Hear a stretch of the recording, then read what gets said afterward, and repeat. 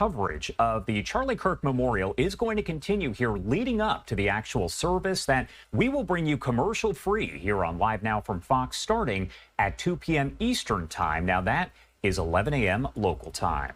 Right now, we do have a team that is covering this from each and every angle here. We do have Jack Jupin, who is retired FBI. He has a lot of titles here. But first, I do want to head out live over to Glendale, Arizona, inside of State Farm Stadium. That is where we find our very own Austin Westfall. Austin?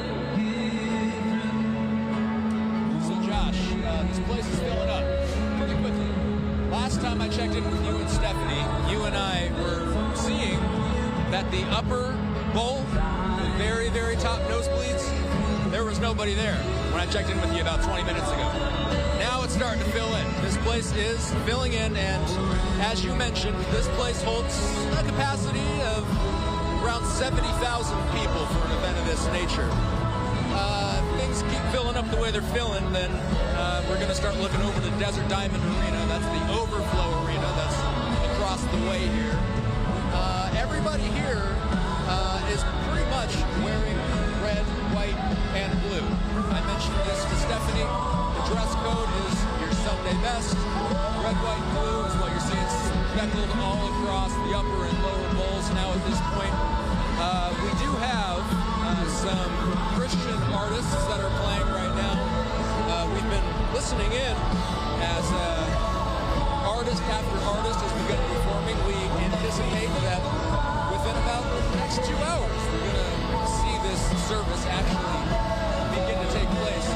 I'll also mention that they are performing concerts right now, Josh, but there's also been a good amount of attention paid to the fact that this was put together in just about a week's time, just about over a week's time. This is an absolutely massive event. Being here and seeing this, seeing everything that's gone into preparing for this, concessions are open as if there's an NFL game going on here. They've got people that are, I've already mentioned this again, but security is so tight. The media went through 2 different suites. That means they take your bags, they have the dogs go through them, and then you make your way into the arena. Everybody else that's in here as a spectator, they're coming through. They're also coming in through TSA level security screening and Secret Service level security screening.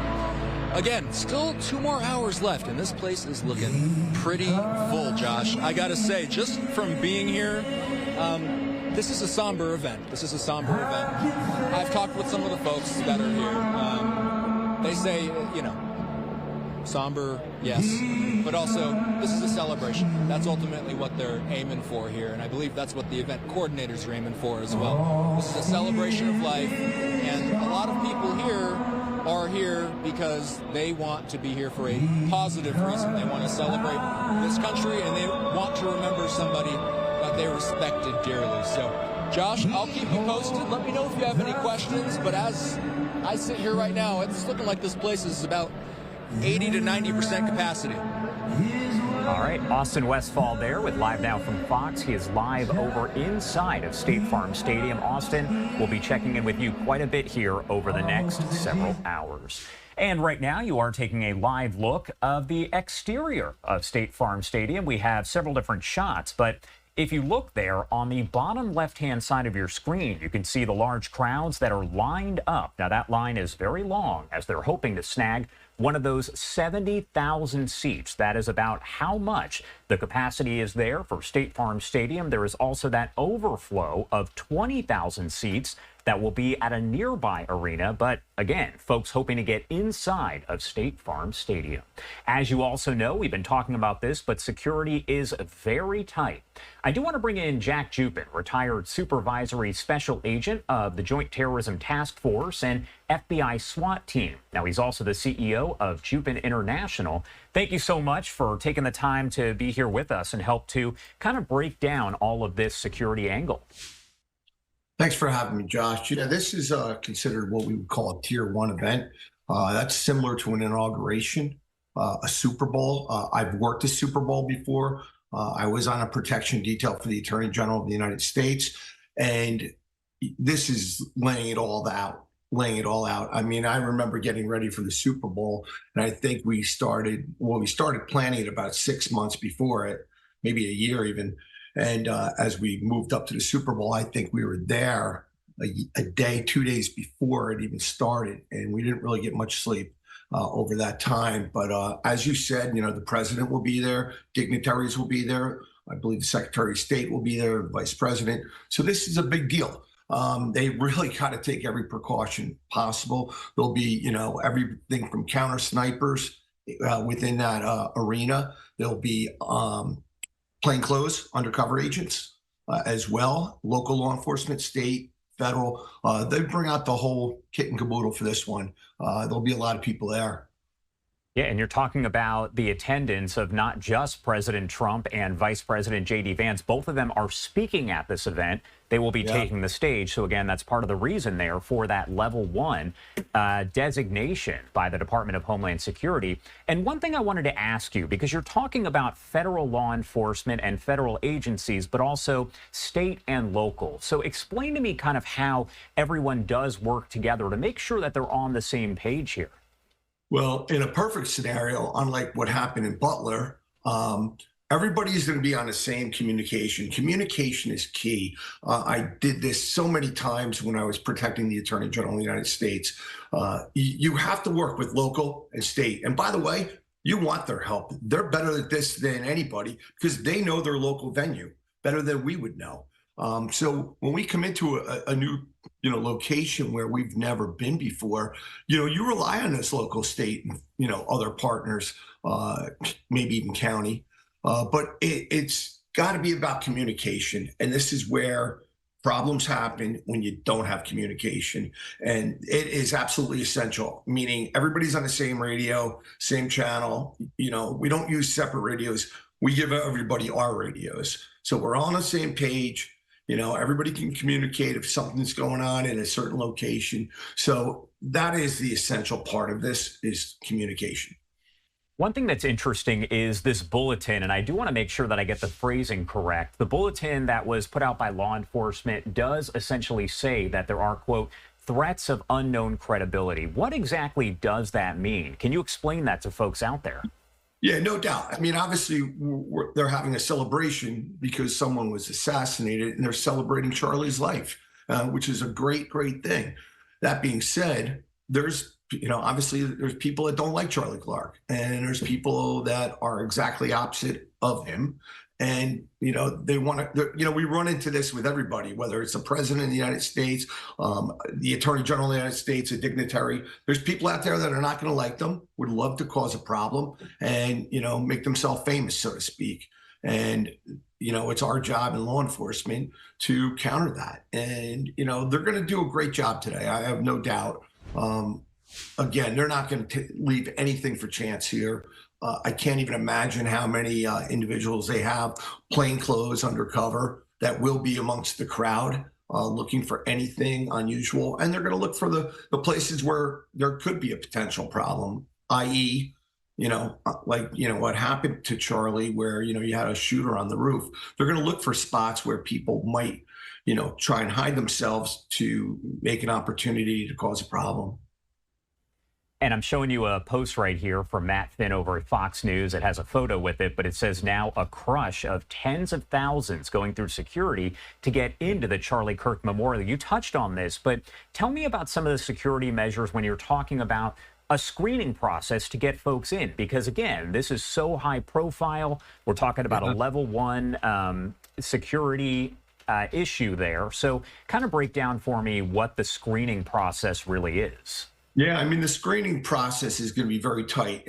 Metal detectors, believe it or not, can be dialed in to be more sensitive or less sensitive. When you go to a baseball game like Yankee Stadium, the metal detectors are on, but maybe they won't pick up in your pocket. This is going to be so sensitive that they're not going to leave anything for chance. So if there's even a question, somebody will be frisked. Somebody will be patted down. And the metal detectors are at an ultra sensitive volume. So if there's even anything of metal whatsoever, but even also too, they're going to look for bulges. They're going to look for any type of weaponry. There's a lot of things that can be used as a weapon other than a gun. So they're going to be, very diligent of going through that screening process, and everyone will go through that screening process with no exceptions. What are some of the challenges for law enforcement as they do kind of plan for this? Obviously, now we're just 2 hours away from the actual memorial service. A lot of folks have already made their way in. So what kind of challenges exist for law enforcement as they're trying to put together a security plan here and make sure that everything does stay in order? Well, like you just said, there's a line probably around the stadium at this point in time. And, I know people are anxious to get in and get a seat, but it's going to be a long, arduous process of getting people through that line. Now, also, too, I know this is a dome stadium, but, you got to look at the exterior as well, believe it or not, because somebody can cause just as much of a problem on the exterior as the interior.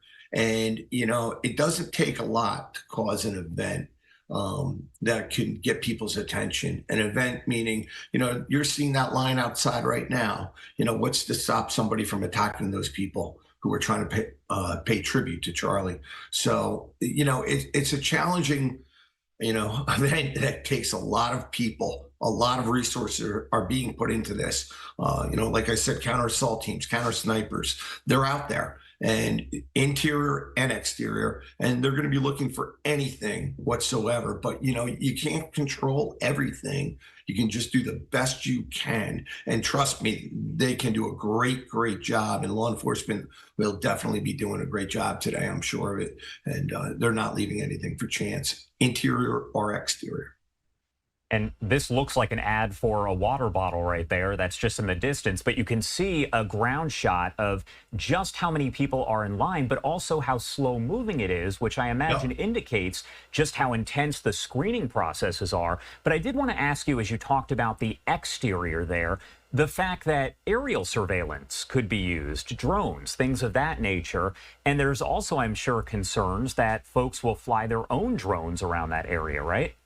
Yeah, well, that could be a problem for other. I mean, they're going to clear that airspace above. Yes, there will most likely be law enforcement drones out there. If anybody, and I mean, I remember, I was liaison my final years in the FBI to MetLife Stadium, and drones were always our biggest concern. Before every NFL game, there's a 100-minute meeting where all law enforcement meet up. We would meet in the referee's locker room, and it would be the local police, state police, the stadium security, and the FBI, and we would all talk about any known threats to that game. And it could be just a regular Sunday afternoon, but we took every game seriously, because obviously you're talking about a venue of, depending on the stadium, 60 to 70 to 80,000 people. So obviously we looked at it as a potential terrorism event, that something could happen really bad, and that's what we would try and counter. But our always priority concern was a drone, somebody landing a drone on top of that stadium. If the stadium was open air, landing in the stadium, on the field. And, there was always people in place to counter any drones and take them out of the sky. And there's obviously technical ways of doing that, but they're not going to let anything get near that. If there's any drone above, rest assured it's law enforcement and not just somebody playing around, because if there is one, they will down it. And as I was saying, State Farm Stadium there has a capacity for today of a little over 70,000, but there are about 100,000 people, if not more, that are expected to turn out for all of this. So they opened that overflow area at another arena, and that's expected to hold about 20,000 people or so. Will the security there at an overflow area kind of match what you see at State Farm? What kind of difficulty does that create when you have two separate locations, not just one? Yeah, I mean, that's a challenge, right? I mean, you're talking manpower, and I would not be shocked if they brought manpower in from various FBI field offices. I'm sure the state police are there.